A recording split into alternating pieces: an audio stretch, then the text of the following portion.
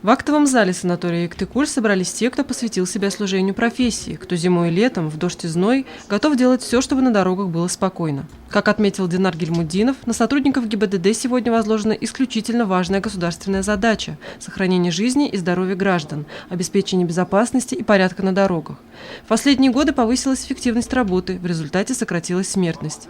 Статистика показывает, что на дорогах чаще всего погибает население трудоспособного возраста. Если количество погибших детей у нас уменьшается, но рост ДТП связан с виной, так скажем, водителей, то есть родственников, родителей, которые нарушают правила дорожного движения, и дети получают увечья. Это говорит о том, что сегодня мы одни не вправе справиться с этой задачей, если не будут нас слышать, родители в первую очередь, коллективы именно педагогического совета, которые должны заниматься этим вопросом. Только, так скажем, жезлом и наказанием на дорогах мы не наведем порядок. Ситуация с пьяными водителями сегодня не радует. Несмотря на ужесточение наказания за управление транспортным средством в нетрезвом состоянии, количество нарушителей не уменьшается. С начала этого года на 4000 водителей возбуждены уголовные дела по части 1 статьи 264 Уголовного кодекса Российской Федерации за повторную езду в пьяном виде. Приборами фото-видеофиксации, работающими в автоматическом режиме, выявлено около полумиллиона правонарушений в области дорожного движения. Как отметил главный автоинспектор республики, состояние безопасного и комфортного передвижения зависит не только от поведения пешеходов и автомобилистов. С начала года ГИБДД выдало более 14 тысяч предписаний балансосодержателям и подрядным организациям республики, отвечающим за содержание и безопасность на дорогах. За неисполнение этих требований в установленные сроки к ответственности были привлечены 726 должностных и 180 юридических лиц. Однако решение задач в данной области немыслимо без сознательного поведения участников дорожного движения, считает глава ГИБДД Башкортостана.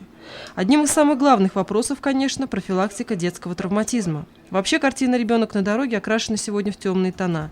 Ежедневно в России под колесами погибает 4-5 детей. В большинстве случаев виновниками их гибели и страданий выступают сами родители, а также водители транспортных средств. Выход один – кардинально менять ситуацию. Воспитание своих детей должен начинать дома.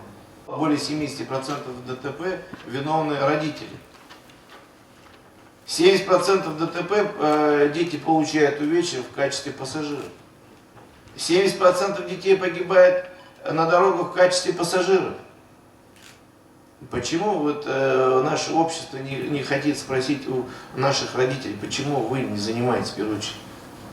Ежегодно на итоговых мероприятиях отмечают лучших представителей СМИ, освещавших деятельность дорожных инспекторов в течение года и активно ведущих профилактическую работу на страницах своих изданий и в эфире каналов.